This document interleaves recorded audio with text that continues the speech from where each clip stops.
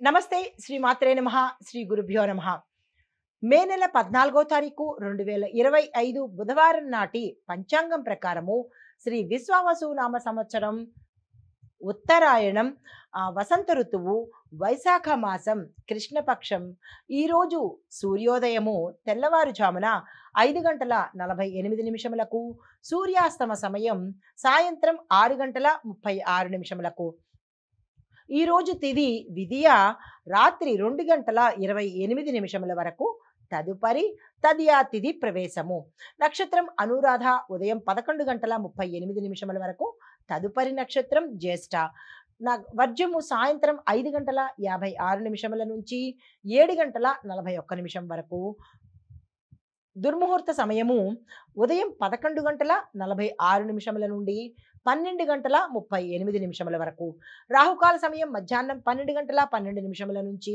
మధ్యాహ్నం 1:48 వరకు తదుపరి యమగండ కాలము ఉదయం 7:24 నుంచి ఉదయం 9 వరకు బ్రహ్మ ముహూర్త సమయము తెల్లవారుజామున 4:12 నుంచి తెల్లవారి 5 వరకు అమృత ఘడియలు తెల్లవారుజామున 4:27 నుంచి ఉదయం 6:12 వరకు అభిజిత్ ముహూర్తము ఈ రోజు లేదు. ఇది నేటి పంచాంగం.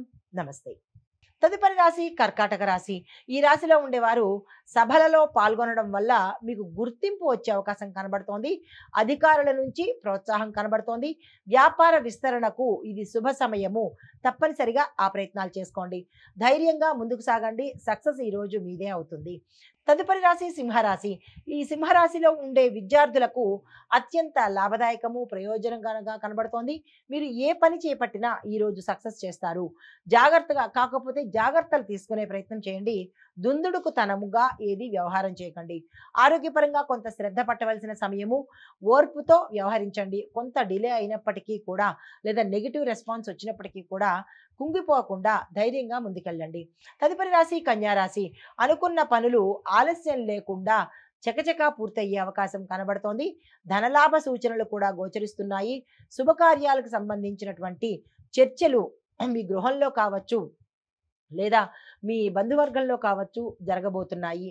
మానసికంగా ధైర్యంగా ఉండేటట్టుగాను శాంతియుతంగా ఉండేటట్టుగా జాగ్రత్తలు తీసుకోండి.